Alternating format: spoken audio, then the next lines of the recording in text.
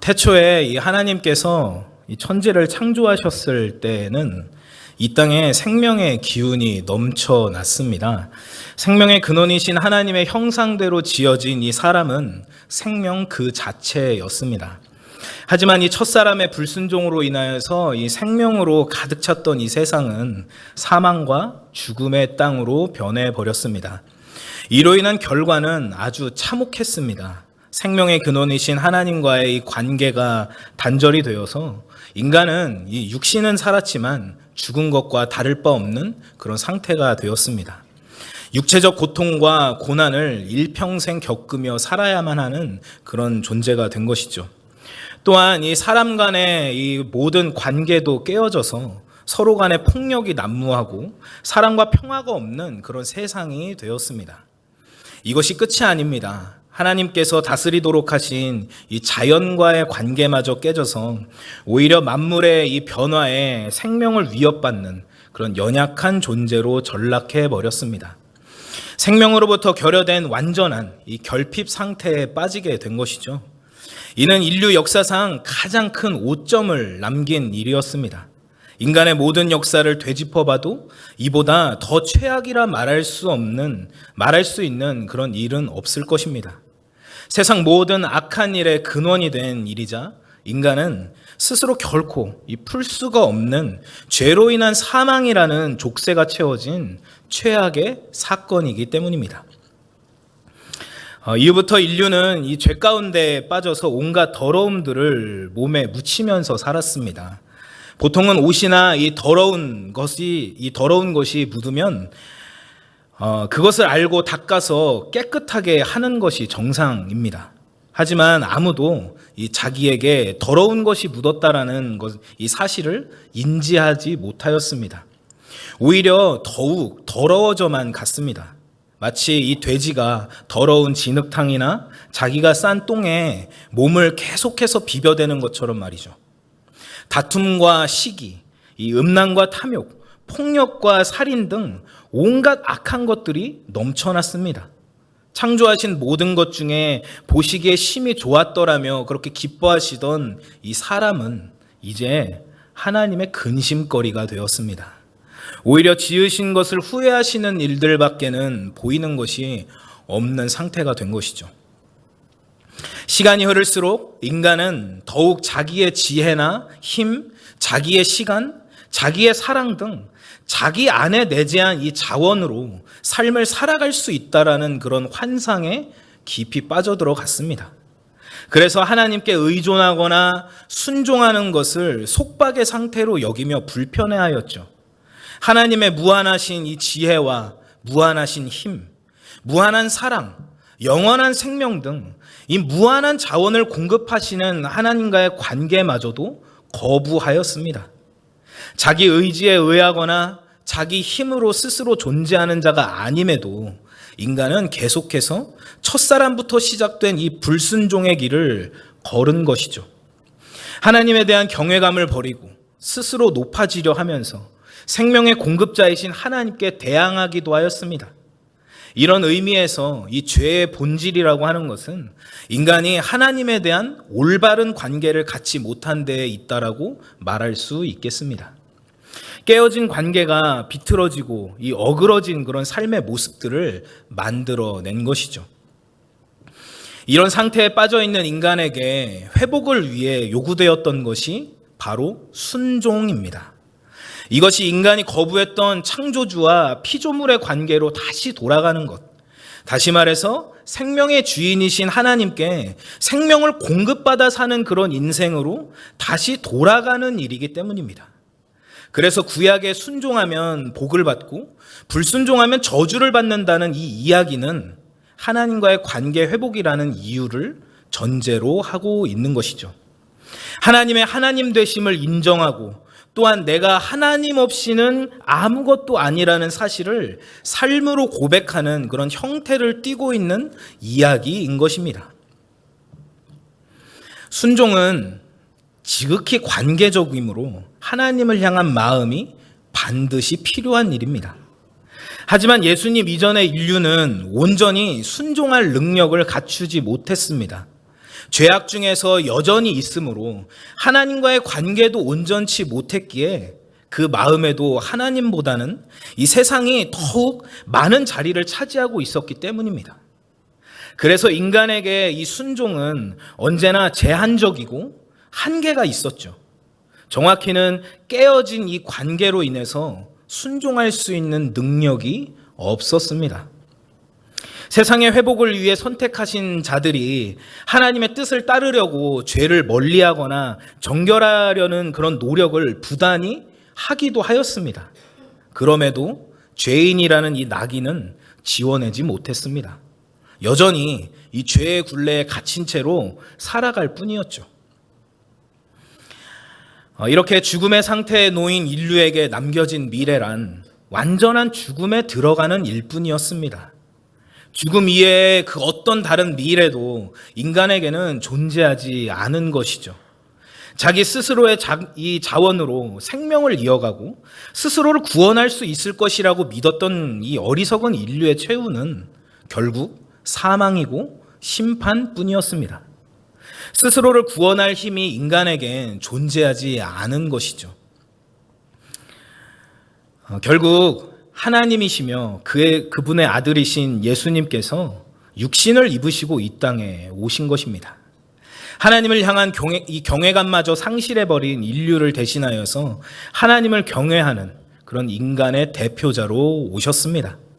직접 자신을 화목제물로 드려서 인류의 구원과 끊어진 이 관계를 이루시려고, 관계의 이 회복을 이루시려고 이 땅에 오신 것입니다. 예수님은 이 자신의 신적인 그런 모든 권리를 내려놓으시고 자기 스스로를 제한하셨습니다. 능력이 제한되어 있는 그런 인간과 같이 되신 것입니다. 나아가 이 죄로 인해서 죽어버린 이 세상이 다시 살아나기를 바라시는 그 하나님 마음에 전적으로 순종하셨습니다. 회복된 세상, 하나님이 기뻐하시는 이 하나님 나라를 위한 아버지의 뜻에 죽기까지 순종하셨습니다. 인류가 하나님과의 관계를 이 파괴한 죄에 대한 대가를 죄 없으신 예수님이 대표로 치르신 것이죠. 이로 인해서 그리스도와 연합한 모든 믿는 자들은 하나님께 순종을 드릴 수 있는 관계로 회복이 되었습니다. 그리스도께서 하나님 아버지께 보이신 이 순종을 따라서 행할 수 있는 그런 능력이 주어진 것이죠. 구원의 은혜로 거듭이 나서 하나님의 뜻을 따르고 실천할 수 있는 그런 참된 인생이 되었습니다. 지극히 자기만을 의지하고 자기 것만을 사랑하여 불순종했던 이 삶이 그리스도 안에서 하나님을 의지하고 하나님을 사랑함으로 순종할 수 있는 그런 인생이 된 것입니다. 바울은 이러한 이 전제 위에서 빌립보 교회를 향한 이야기를 써 내려가고 있습니다. 성령의 역사에 반응하며 선포된 복음의 순종함으로 세워진 이 빌립보 교회가 자신의 이야기를 충분히 알아들을 수 있을 것이라 그렇게 믿고 있습니다. 바울이 생각할 때 이 현재 빌립보 교회의 문제는 그리스도가 전파되는 복음의 역사 그 앞에 기쁨으로 하나 되지 못한다라는 것입니다. 각각의 이유와 이 방법들로 자기들의 뜻을 관철하면서 분열하는 이 상황이 오히려 하나님께서 교회를 세우신 뜻을 온전히 이루어가는 일에 큰 걸림돌이 되고 있다는 것을 보고 있는 것이죠. 하나님의 영광과 찬송으로 세상에 드러나야 할 이 교회가 보여주고 있는 그 모습이 오히려 하나님의 뜻과는 전혀 다르게 이 기쁨을 잃어버린 채 흘러가고 있는 그런 안타까운 상황인 것입니다. 지금 빌립보 교인들에게 필요한 것은 다시 그리스도로 연합하는 것입니다. 믿음 안에서 순종함으로 그리스도와 연합을 이룬 것처럼 다시 하나된 공동체로 세워지는 일입니다. 이를 통해 그들이 잃어버린 그리스도 안에서의 기쁨을 회복하는 일입니다. 당연히 먼저 그리스도 예수의 마음을 품는 일이 있어야 합니다. 그리고 자기를 낮추고 죽기까지 복종하신 그리스도를 닮으려는 삶을 갖추어야 합니다. 이것이 그리스도를 믿는 모든 자들이 일상에서 살아내야 할 그리스도를 닮아가는 성화의 기본입니다. 그래서 바울은 빌립보 교회를 향한 이 편지에 너희가 나 있을 때뿐만 아니라 더욱 지금 나 없을 때에도 항상 복종하여 두렵고 떨림으로 너희 구원을 이루라 라고 말합니다. 이미 구원받은 자들에게 구원을 이루라는 말이 이상하게 들릴 수 있지만 이는 다시 구원받으라는 말은 아닙니다. 한번 받은 구원은 영원한 것이기 때문이죠. 구원은 이 과거와 현재, 미래로서 이 세 가지 시점으로 이야기를 할 수 있습니다. 죄인된 자가 그리스도 예수를 믿음으로 얻는 구원과 그분을 믿는 성도로서 오늘의 이 삶에서 하나님의 영광을 나타내는 이 삶의 여정에 대한 이야기, 그리고 육신의 한계를 넘어 영생을 통해 이 하나님의 나라에서 하나님과 영원토록 살게 될 완전한 구원에 대한 이 세 가지 시점입니다. 그런데 바울이 여기에서 두렵고 떨림으로 구원을 이루라고 말하는 것은 믿는 자로서의 이 삶에서 이루어가야 할 성화라는 이 성도의 여정을 이야기하고 있는 것이죠. 믿음으로 시작이 되어서 장차 완성될 이 구원이지만 하나님의 백성으로서 오늘 주어진 이 삶에서도 하나님의 뜻에 순종하며 이루어가는 그리스도인이 되라는 것입니다. 구원이 완성되어질 때까지 지속적으로 이 구원받은 자로서의 삶에 힘쓰라는 이야기죠. 하나님이 교회를 이루신 그 뜻을 구원의 이 완성까지 이루어가는 교회가 되라는 그런 의미를 가지고 있는 것입니다.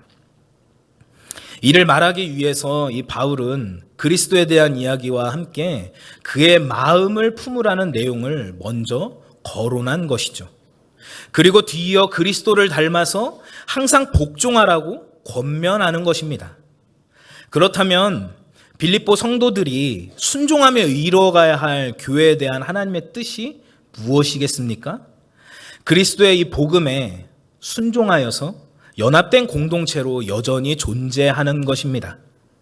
그리스도를 닮은 이 모습으로 세상에 하나님을 드러내는 교회로서 보존되는 것입니다.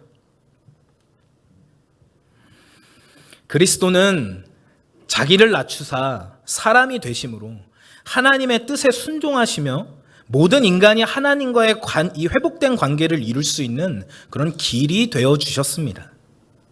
교회와 성도가 순종하며 이루어야 할 하나님의 뜻이 바로 이와 같습니다. 스스로를 높이거나 자기의 것, 자신의 방식만을 옳게 여기는 것을 하지 않고 그리스도의 마음으로 남을 나보다 높게 여기고 인정해주며 복음이 더욱 풍성하게 진보를 이룰 수 있는 그런 공동체가 되는 것이죠. 이는 이미 그리스도의 이 복음에 순종한 바가 있는 빌립보 성도들에게는 어려운 이야기가 아닙니다. 복음의 불모지이자 자기 뜻을 관철시켜야만 성공할 수 있는 이 로마의 문화가 자리 잡고 있던 이 빌립보에 교회가 세워진 그 사실이 바로 이 증거입니다. 마게도냐 지역에 교회를 세우고자 하신 이 하나님의 뜻에 반응하며 이 순종함으로 계층이 다르고 사는 환경이 다른 이 성도들이 그리스도로 하나 된 교회를 이루었습니다. 타인의 의견을 무시하거나 묵살하고 짓밟아야만 살아남을 수 있다는 이 관념에 사로잡혀 있던 사람들이 존중과 사랑의 공동체를 형성했습니다. 거부할 수 없는 강력한 이 성령의 역사와 함께 주어진 그 은혜를 붙잡음으로써 바울의 유럽 선교를 돕는 전초 기지까지도 되었습니다. 세상은 이해하지 못하지만 하나님께서 인정해 주시는 이 순종으로 땅끝까지 이르러 하나님의 나라를 세워가는 일에 중요한 동역자들이 되었습니다. 세상에서는 얻을 수가 없고 오직 그리스도 안에서만 얻을 수 있는 기쁨, 즉 전파되는 그리스도로 인해 기쁨을 얻는 그런 공동체가 된 것이죠. 그런데 지금은 복음을 전파하는 이 방식에 대한 각자가 가진 의견을 주장하면서 서로 충돌을 하고 있습니다. 존중이나 사랑이 점차 배제되어 가고 나의 주장을 관철시키려고만 합니다. 이를 통해 얻으려고 하는 것이 무엇이겠습니까? 성공을 얻으려는 이 세상처럼 교회 내에서 자신의 입지를 확보하고 지위를 얻으며 사람의 존경을 받으려고 하는 것이죠. 현재 빌립보 교인들에게 복음에 대한 열심은 있어도 교회를 세우신 하나님의 뜻에 순종하고자 하는 마음이 사라져가고 있는 것입니다. 바울이 기쁘다고 말할 정도로 그리스도가 이 전파되는 일을 각자 해나가고는 있지만 이 상태로는 안 됩니다. 교인들이 서로 자기 것을 주장함으로 분열하는 그 일이 지속이 된다면 그리스도로 인한 기쁨을 소유한 이 공동체, 하나님이 세상으로부터 불러내어서 거룩하게 하신 이 교회로서의 색깔을 잃어버리게 될 것입니다. 그렇게 바울은 12절에서 구원을 이룰 때 두렵고 떨림으로 하라고 말하는 것입니다. 이 두렵고 떨림으로라는 이 두 단어는 하나님을 향한 마음과 태도인 이 경외함이라는 한 가지 의미로 묶을 수가 있습니다. 하나님을 경외함으로 그때 그 뜻에 순종하며 사는 그리스도인이 되라고 하는 의미죠. 바울이 이렇게 하나님에 대한 태도를 말하는 이유가 있습니다. 하나님과의 관계를 점검하고 그분 앞에서 나를 들여다보는 것이 그리스도인이 이루어가야 할 이 성화라는 이 삶의 여정의 핵심 원리이기 때문입니다. 구원받은 것으로 온전해지거나 완전해지는 것이 아니고 하나님의 뜻을 잘 알고 펼쳐갈 수 있는 것도 아닙니다. 또한 죄악된 이 세상에서 살던 나의 옛 습관을 따르지 않고 새롭게 된 그리스도인으로서 사는 건 역시 이 구원받은 자라는 신분이 있기 때문에 그냥 되어지는 것도 아닙니다. 나에게 하나님이 어떤 분이신지를 날마다 확인해야 합니다. 모든 만물에게 경외함을 받으셔야 할 그 하나님이 나에게도 동일하신 하나님이신지를 확인해야 합니다. 또한 하나님 앞에서 나는 누구인가를 알아야 합니다. 그래야만 내가 받은 그 은혜가 어떤 것인지를 분명히 깨닫고 하나님을 경외하는 마음으로, 하나님께 순종하는 마음으로 하나님의 뜻을 따르는 교회로 설 수가 있는 것입니다. 이는 그리스도께서 이 땅에서 사역하시면서 먼저 그 삶을 통해 보여주신 모습이기도 합니다. 날마다 하나님을 경외의 대상으로 믿으시고 자신을 하나님을 경외해야 하는 그런 대상으로 여기셨습니다. 그리스도의 이 마음을 품으라는 이 이야기가 먼저 선행될 수밖에 없는 이유가 바로 여기 있는 것이죠. 이것은 바울이 13절에서 너희 안에서 행하시는 하나님이 자기의 기쁘신 뜻을 위하여 너희에게 소원을 두고 행하게 하시나니 라고 이렇게 말하는 바를 이루기 위한 가장 필수 조건입니다. 하나님을 경외하는 마음으로 사는 그리스도인, 즉 하나님과의 회복된 관계로 사는 자는 결국 사람과의 관계에서도 회복을 위한 선한 길로 나아가게 됩니다. 하나님의 기쁘신 뜻 안에서 연합하는 일이 생겨나는 것이죠. 이것이 하나님께서 이 땅에 회복하고자 하시는 하나님 나라의 형태입니다. 바울이 14절에서 모든 일을 원망과 시비가 없도록 하라는 것은 이와 같이 회복된 관계 안에서 하나님 나라 모형으로서의 삶을 지속하라는 그런 말입니다. 공동체 내의 원망과 시비는 사람을 향하는 것처럼 보이지만 결코 그렇지 않습니다. 각자가 이 내세우는 이 자기의 뜻과 의견이 원망거리나 시비거리가 되는 일은 하나님을 향한 문제가 됩니다. 그리스도 안에서 한 몸이 된 지체를 자기 생각과 다르다 하여서 부정하면서 분열하는 일은 자신의 정체성을 부정하는 일이고 하나님을 부정하는 일입니다. 교회와 이 성도의 주인이 되시는 하나님을 향해서 공격하는 일이 된다는 것입니다. 그러나 빌립보 교인들이 어떤 자들입니까? 앞서 말한 바와 같이 그리스도의 복음으로 말미암아 이미 하나님과의 관계에서 회복을 이룬 자들이 아닙니까? 이로 인해서 사람 간의 깨진 관계까지 회복이 되어서 교회라는 이 공동체로 모여서 세상에 하나님의 영광과 찬송이 된 자들이 아닙니까?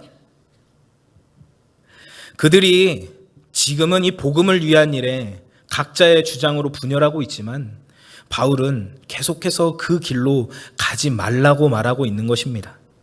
자기의 기쁘신 뜻을 위해서 하나님의 소원을 담아둔 이 교회로서의 모습을 다시 돌이키라는 것입니다. 회복되고 연합된 이 공동체, 그리스도의 복음으로 하나가 되어서 기쁨을 누리는 교회, 하나님 나라가 어떤 곳인지를 보여주는 이 성도의 모습으로 다시 돌아오라고 말하고 있는 것이죠. 하나님은 이 어그러지고 거스르는 이 세대 가운데에서 빌립보 교인들에게 그리스도의 은혜를 알게 하시고 흠이 없는 이 순전한 사람들이 되게 하셨습니다. 하나님의 흠이 없는 자녀로 살게 하신 것이죠. 그렇기에 복음을 위한 이 전선에 함께 서 있는 이 교회가 세상과 다르지 않은 방법으로 분열하고 있다는 것은 정말 큰 문제입니다. 세상에게 하나님에 대한 어떤 것도 보여줄 수가 없는 일입니다. 죄로 인해 어두운 이 세상에 그리스도라는 빛을 비추고 온 세상에 생명을 주는 그리스도의 복음을 이 밝히 드러내는 역할로 존재할 수가 없습니다. 이것은 바울이 빌립보 지역에 복음을 전했던 일들과 수고를 헛되게 만드는 일이자 어디에도 자랑할 일이 없는 그런 문제인 것이죠. 빌립보 교회 역시도 이 세상에 하나님의 영광과 찬송이 되지 못하는 일입니다. 당연히 누구도 기쁨을 얻을 수 없는 그런 안타까운 일인 것입니다. 바울은 1장 11절에서 말했듯이 빌립보 교인들이 하나님의 영광과 찬송이 되기를 바란다고 말했습니다. 1장 8절에서 표현한 것처럼 이 성령의 역사 가운데 만나게 된 빌립보 교인들을 바로 예수 그리스도의 심정으로 사랑하고 있기 때문입니다. 바울은 이러한 사랑으로 빌립보 교회에 기대하는 바가 있습니다. 앞으로 더욱 그들에게 주신 그 사랑이, 하나님과 그리스도를 아는 그 지식이, 영적인 지각이 더욱 풍성하게 되는 것입니다. 그리스도의 날까지 선한 것들을 분별하고 진실함으로 허물함이 없는 자들이 되는 것입니다. 그래서 최종적으로 빌립보 교인들이 하나님의 자랑이 되는 것입니다. 이를 위해 원망과 시비가 없게 하여서 하나님이 흠없게 하신 삶으로 돌아가야만 합니다. 자기 인생의 성공만을 위해 사랑과 존중이 없는 이 소망 없는 이런 어두운 세상을 비칠 이 빛으로서 나타나야만 합니다. 성도의 인생을 바꿔놓은 구원의 복음, 생명의 말씀을 굳게 붙잡고서 오직 그리스도의 마음으로 행하면서 산 위에 감추어지지 아니하는 이런 동네처럼 서 있어야 하는 것이죠. 이는 하나님께서 이 땅에 성도를 부르시고 교회를 세우시며 주신 사명이기도 합니다. 예수님은 마태복음 5장 16절에서 교회와 성도의 부르심에 대해서 이렇게 분명히 밝히셨습니다. 우리 함께 읽어보도록 하겠습니다. 이같이 너희 빛이 사람 앞에 비치게 하여 그들로 너희 착한 행실을 보고 하늘에 계신 너희 아버지께 영광을 돌리게 하라. 아멘. 성도와 교회가 보여줘야 할 이 착할 행실이라는 것은 복음으로 하나 된 공동체가 서로를 사랑하고 존중하는 모습입니다. 비틀어지고 어그러져서 이기적일 뿐인 이 세상이 그리스도의 사랑을 알도록 하고 그 사랑의 은혜를 경험하도록 하는 일입니다. 성령이 임재하심으로 예수 그리스도를 알게 된 초대교회가 보여주었던 이 그리스도 안에서의 연합된 삶을 동일하게 보여주는 그런 삶입니다. 이것이 바울이 말하는 그리스도의 심정으로 항상 순종하는 일이고 두렵고 떨림으로, 다시 말해서 하나님을 경외함으로 이루어가는 구원, 즉 이 성화의 삶인 것이죠. 이러한 모습이 교회와 성도에게 없다면 세상에겐 아무런 소망도 주지 못하는 그런 허울만 좋은 공동체가 될 뿐입니다. 바울은 이 자신의 이 죽음이 가까워 왔음을 직감하고 있습니다. 그래서 1장 20절부터 21절에서 살든지 죽든지 내 몸에서 그리스도가 존귀하게 되려 하나니 이는 내게 사는 것이 그리스도니 죽는 것도 유익함이라 라고 밝히고 있는 것이죠. 언제 자신이 하나님 품에 안기게 될지 알 수 없지만 바울은 그 인생의 마지막까지, 아니 그리스도의 이 다시 오시는 그 날까지 빌립보 교회가 자신의 자랑이 되기를 바랍니다. 주님 앞에 선 그때 빌립보 교인들로 인하여서 하나님께 칭찬을 받게 되기를 기대하고 있습니다. 나아가 이 종말의 때에 빌립보 성도들도 하나님께 칭찬받는 자들이 되기를 소망합니다. 이러한 기대와 소망으로 바울은 그들이 분열하는 일에 대해서 질타하거나 격노하기보다는 사랑으로 위로하고 권면하고 있는 것이죠. 자신이 당하는 고난조차도, 심지어 빌립보 교인들이 바울 이 자신에게 대해서 하는 여러 가지 이 말들에도 개의치 않습니다. 오히려 빌립보 교인들을 통해서 전파되고 있는 그리스도로 인해서 기뻐할 수가 있습니다.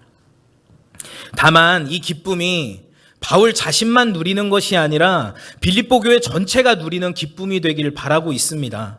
그들이 그리스도를 믿음으로 연합하여서 이루었던 이 섬김, 유럽 선교의 전초기지가 되어서 복음을 전하는 그 일에 희생했었던 그 시간들이 헛되지 않고 하나님의 자랑이 되는 기쁨을 누리게 되기를 바라고 있습니다.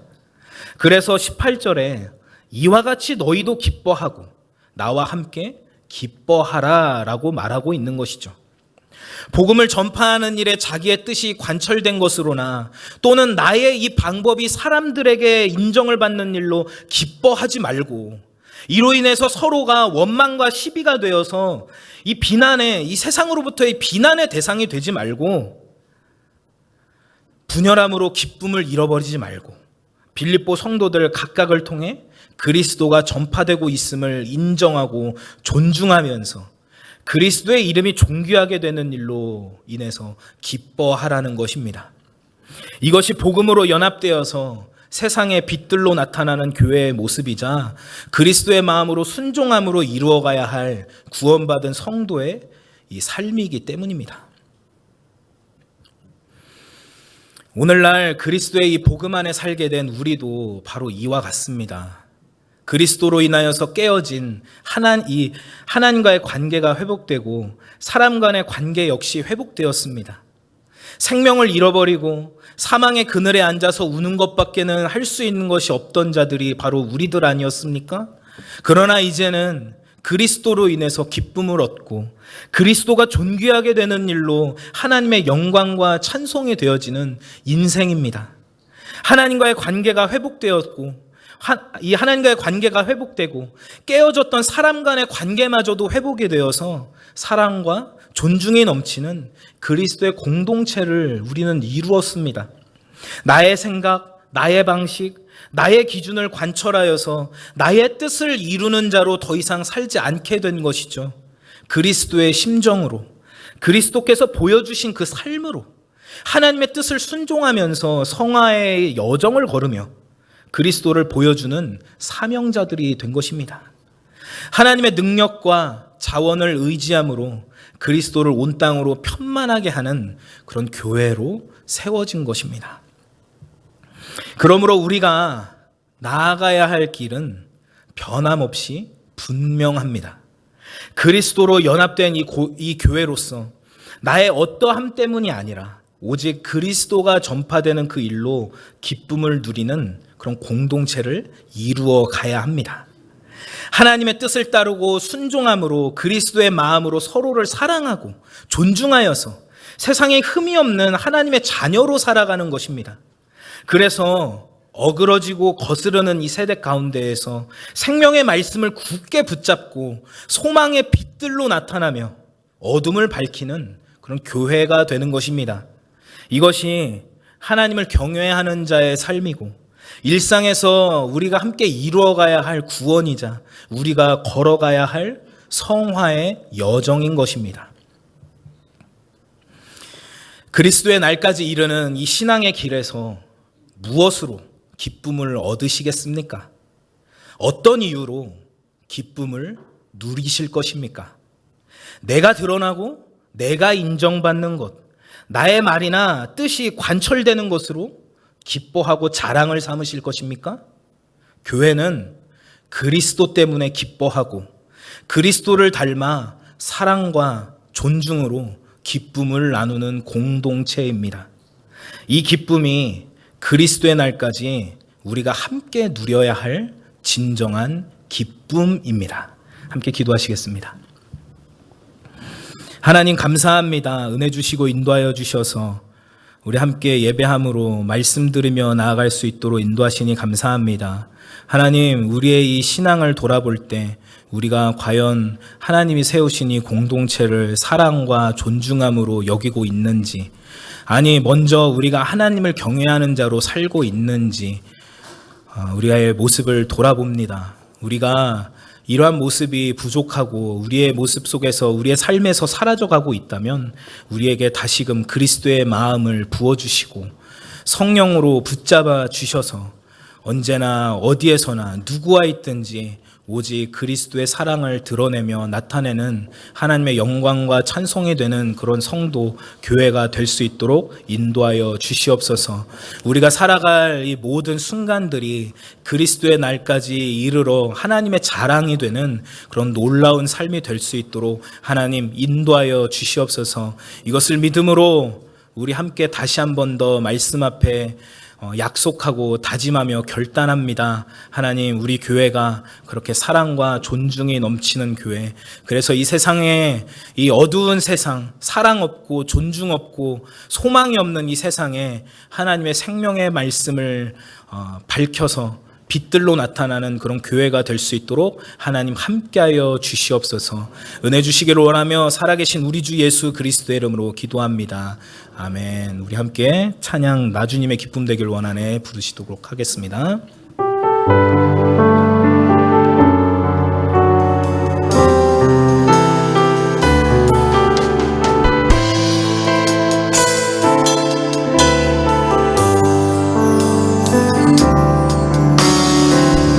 주님의 기쁨 되길 원하네. 내 마음을 새롭게 하소서. 새 노래가 되게 하여 주사. 주님의 빛 비추게 하소서. 겸손히 내 마음 드립니다. 겸손히 내 마음 드립니다. 나의 모든 것 받으소서. 나의 마음 깨끗이 씻어 주사. 주의 길로 행하게 하소서. 내가 원하는 한 가지 주님의 기쁨이 되는 것. 내가 원하는 한 가지 주님의 기쁨이 되는 내가 원하는 한 가지. 내가 원하는 한 가지 주님의 기쁨이 되는 것. 내가 원하는 한 가지 주님의 기쁨이 되는 것. 이제는 우리를 구원하신 예수 그리스도의 은혜와 하나님 아버지의 크신 사랑과 성령 하나님의 내주교통 역사 충만하심이 하나님께서 자기의 소원을 두신 이 교회 위에 정말로 하나님의 말씀을 따라서 생명의 말씀을 굳게 붙잡고 이 세상 가운데서 그리스도를 밝히 드러내는 그런 빛들로 나타나는 교회가 되겠노라고 결단하고 다짐하는 우리 모든 상동 21세기 교회 성도들 위해 가정과 직장과 사업장과 삶의 모든 환경들 위해 이제로부터 영원까지 함께 있을지어다. 아멘.